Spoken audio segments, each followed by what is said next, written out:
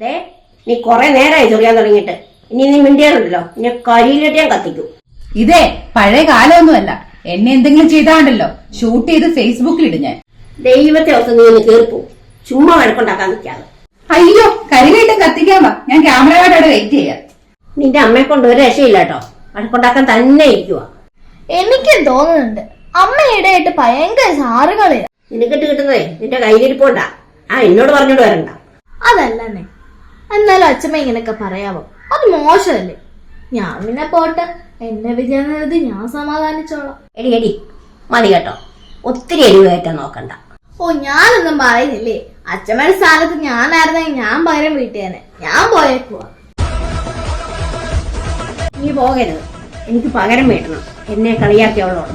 അത് സിമ്പിൾ അല്ലേ? നമുക്ക് അച്ഛനെ വിളിച്ചു പറയാൻ. അച്ഛൻ അമ്മയെ വിളിച്ച് നല്ലത് പറഞ്ഞോളൂ.